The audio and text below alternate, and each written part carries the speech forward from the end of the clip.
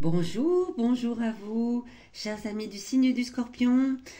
Et surtout, bien, je vous souhaite une très très belle nouvelle année, lumineuse, pleine de réalisations, de projets, de rêves, d'envies à réaliser. J'espère que vous allez tous très bien.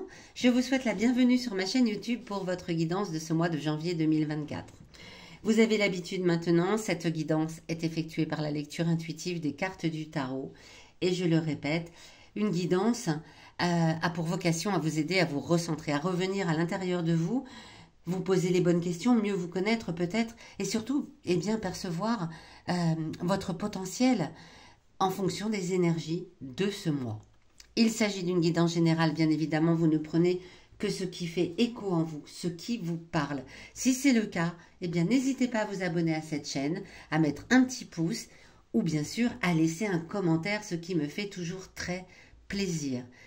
N'hésitez pas non plus à aller écouter la guidance de votre ascendant, de votre signe lunaire, afin de recouper les éléments présents dans ce tirage et avoir une lecture ainsi un peu plus complète. À la fin de cette guidance, je vous délivrerai 5 messages importants pour ce mois de janvier à l'aide de l'oracle Béline. Allez, c'est parti les scorpions.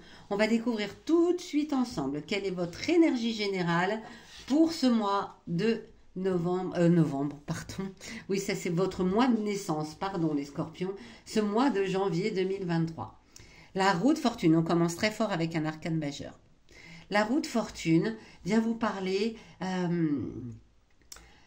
de la roue de fortune. C'est la roue du destin qui tourne, et qui vient résoudre un problème qui vous titillait depuis un petit moment. Quelque chose qui vous enquiquinait peut-être la vie, va peut-être prendre fin en ce mois de janvier, sous réserve que toutes les autres cartes nous indiquent la même chose, bien entendu. Ça, c'est l'énergie générale.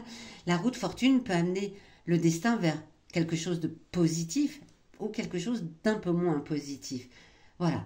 En tout cas, on résout un problème, on passe à autre chose avec la roue de fortune. C'est l'énergie de ce mois de janvier pour vous, les scorpions.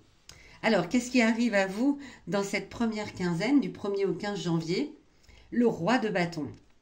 Le roi de bâton, vous vous sentez en ce début de mois posé, instruit, honnête, sage. Vous avez une forme de sagesse intérieure qui vient se réveiller à vous, se révéler à vous en ce début de mois. Vous vous sentez, ok, c'est bon. J'ai peut-être eu une fin d'année difficile en 2023, j'ai peut-être eu une année 2023 difficile. Maintenant, je me pose, je regarde la situation d'un peu plus haut. Voilà, je suis assis, je regarde la situation, voilà, le regard droit, tourné vers l'avenir, et je ne me penche plus vers le passé. Voilà, c'est vraiment une forme de sagesse qui peut vous amener justement à vous aider à résoudre ce problème, hein, parce qu'on parle de problème résolu avec cette énergie générale. Donc, superbe. Quel va être votre défi à relever, puisque il en faut bien un. Avec cette carte ici qui surplombe le tirage et qui ne veut pas tenir, nous avons le 2 de denier. Le 2 de denier, vous le voyez, ce petit personnage, il jongle. Il est hésitant.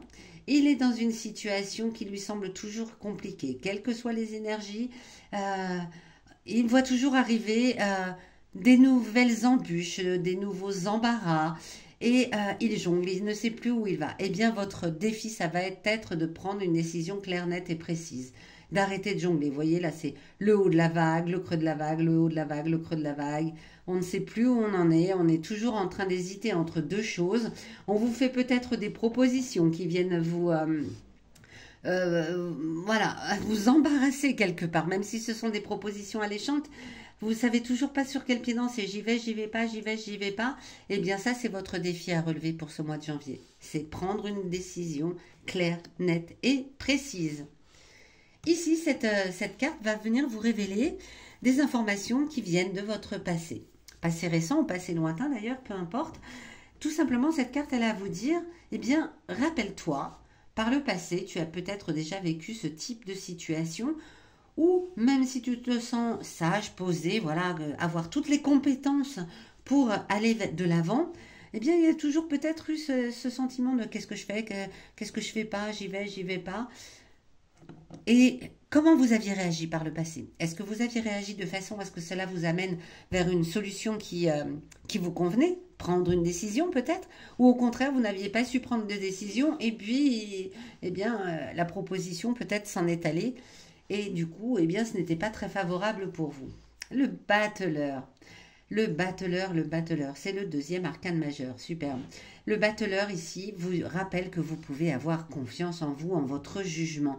Vous êtes une personne indépendante, vous n'avez pas besoin des autres pour prendre votre décision. Tout se joue à votre niveau.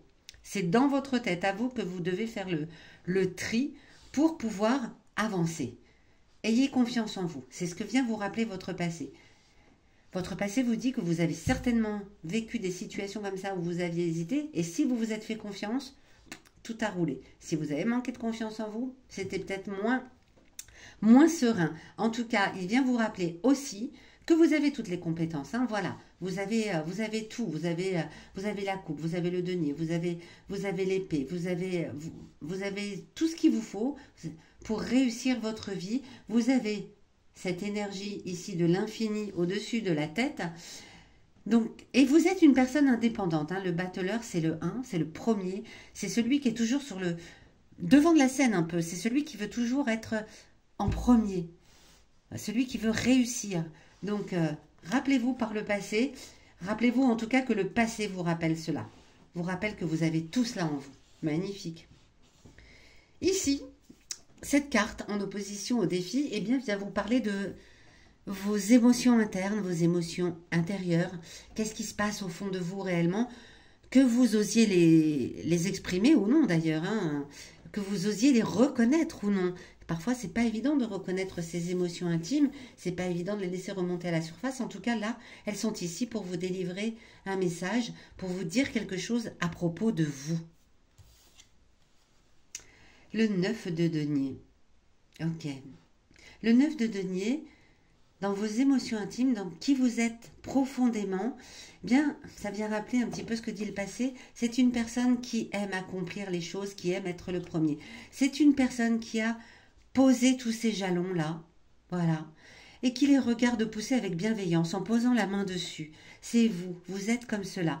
Vous faites les choses pour réussir, puis ensuite, vous lâchez un peu le mental, vous lâchez un petit peu et vous retournez voilà, vers votre bien-être naturel, peut-être avec la nature, avec les oiseaux. Hein. Il y a un oiseau ici posé sur sa main. Il est entouré d'arbres. Voilà, donc vous posez vos deniers, vous posez vos jalons et vous laissez venir à vous ce qui doit venir à vous. En relevant ce défi de prendre la bonne décision, ou en tout cas de prendre une décision, qu'elle soit claire. Bien, où est-ce que cela nous mène à la fin de ce mois, donc dans les 15 derniers jours, chers amis scorpions? Ça vous mène, ah ben dites donc, vous en avez du denier, vous là. Le 6 de denier. Le 6 de denier, ici, est inversé. Il y a combien de deniers? 1, 2, 3. Ok, 2 arcanes majeures et un bâton. On parle peut-être d'une sphère professionnelle, matérielle, hein, avec le denier, d'une sphère qui concerne vos activités. C'est possible. Alors, à la fin du mois, eh bien, avec tout cela, je parlais tout à l'heure de peut-être une proposition qui vous met dans l'embarras, même si elle est alléchante. Faites-vous confiance. Voilà, posez vos jalons et laissez faire les choses. Eh bien, ça va peut-être susciter de la jalousie de la part de vos pairs, peut-être même de vos proches. C'est fort possible. Toutes ces choses que vous allez mettre en place une fois que vous aurez pris votre décision, que vous allez poser vos jalons et laisser venir à vous tous ces deniers, quelque part, toutes ces réussites, eh bien, peut-être que cela va attiser quelques jalousies, quelques sentiments voilà, on vous reproche peut-être de toujours réussir, c'est possible. Et il est possible aussi que vous recentriez tellement sur vous qu'on vous reproche une forme d'égoïsme. Bon, écoutez, penser à soi n'est pas forcément de l'égoïsme. Penser à soi, c'est être bien pour pouvoir accompagner les autres, aider les autres. Donc, ne vous laissez pas embarquer parce qu'on peut vous dire à la fin de ce mois, chers amis scorpions. On va aller voir tout de suite. J'ai envie de garder, aller sur le dessus, la roue de fortune. Hop, résolution d'un problème. Pour pouvoir vous donner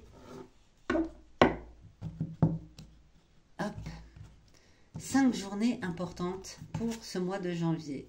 Le 17, le 16, ah, il y a des 2 jours proches là, le 25, ok. Le 1er janvier, le 21, d'accord, c'est des énergies très très différentes. Alors on commence avec la clé, hein.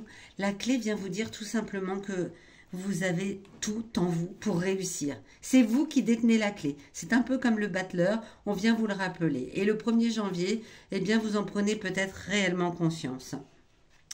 Le 16, les pénates.